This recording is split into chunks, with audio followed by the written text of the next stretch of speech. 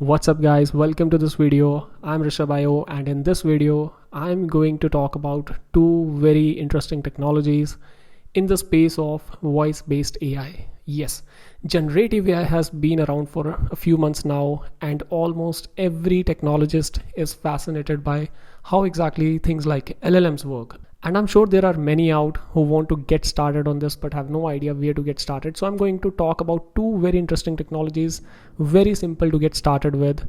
And at the end of the video, I'll be asking you a question and you will have to answer that question. So let's get started. So the very first technology which I'm going to talk about is called as Assembly AI's voice-based models. Now, as you can see, build AI applications with voice data. And the best part is that it's very easy to get started with the API. It's very easy and free to access.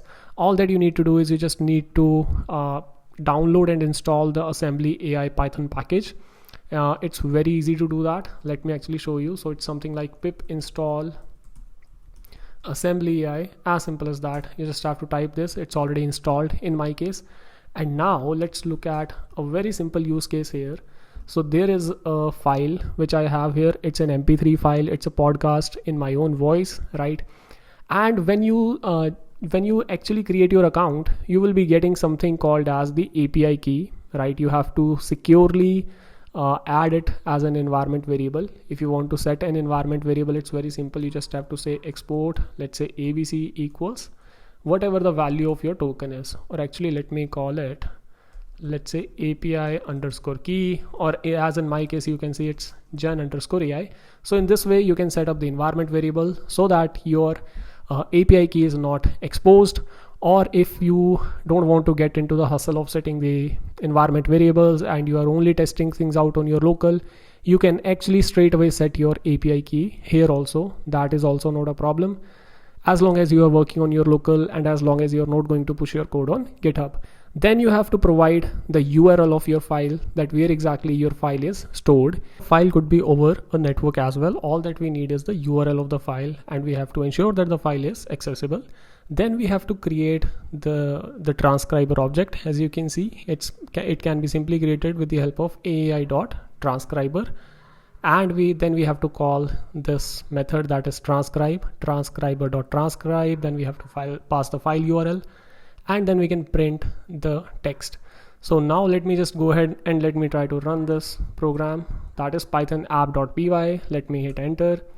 Now what happens is that whatever this MP3 is, first it is uploaded to the Assembly AI servers, then the transcription happens, and then what I get is the text which is corresponding to the MP3 which I have, let's say, uploaded, right? So as you can see that this is the exact content which I had spoken, and now I have got it in the textual format, right? So this is the first thing which I wanted to show you, that how easy it makes, like how easy Assembly AI makes to convert any spoken data into text.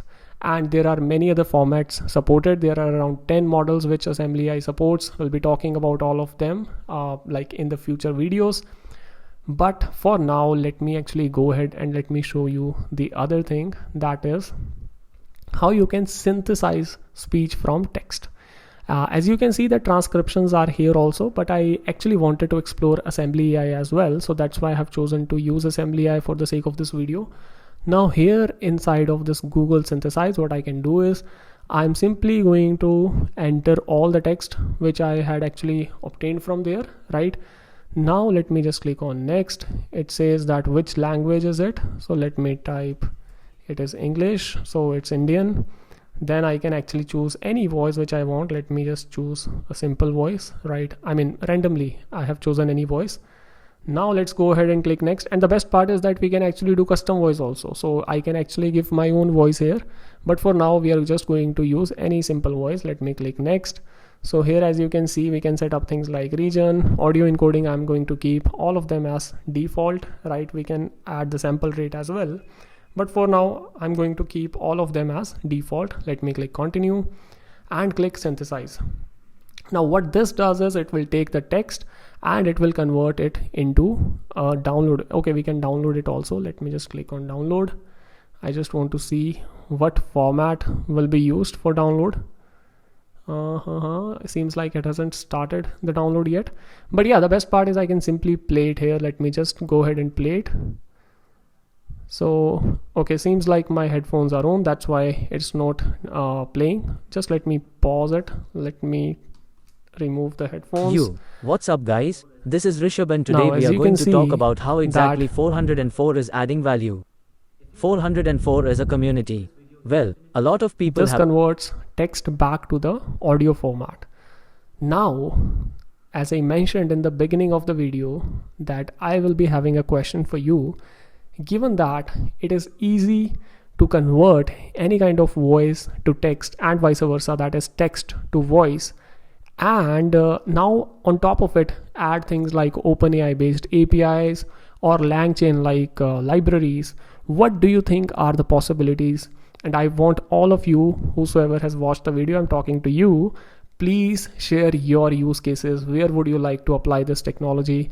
Would you want me to create more videos on any specific use cases? So what are your thoughts?